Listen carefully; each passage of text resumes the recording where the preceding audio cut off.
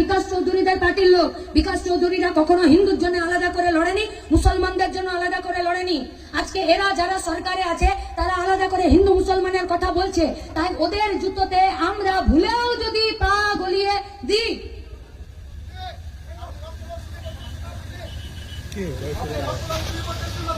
Meeting কেন? তো তাতে কি হয়েছে? তাতে কি হয়েছে? দাঁড়ান দাঁড়ান দাঁড়ান দাঁড়ান, কেউ ওনাদের সঙ্গে কেউ কথা বলবেন না ওনাদের সাথে।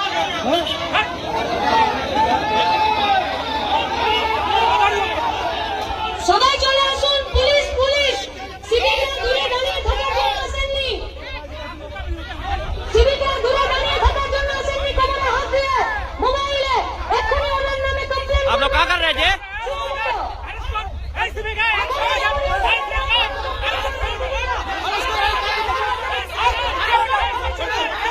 কমানোর জন্য তবে বুঝবো রাজনীতি তাকে বলে যেখানে মানুষের খাবার জন্য, কাজ পাওয়ার জন্য আর মানুষের জিনিসপত্রের দাম কমানোর জন্য লড়াই করা যায়। সেই লড়াই যদি করতে পারো তবে রাজনীতির ময়দানে থাকবে।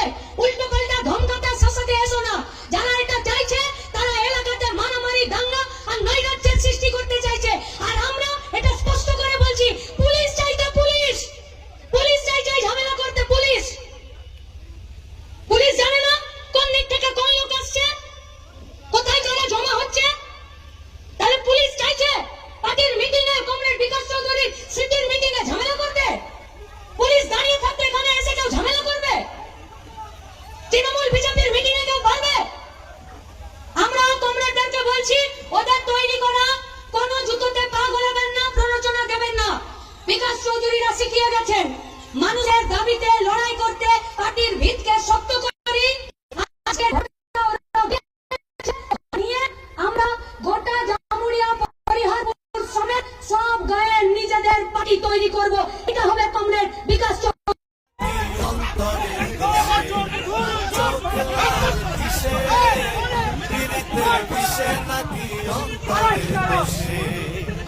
अरेस्ट करो,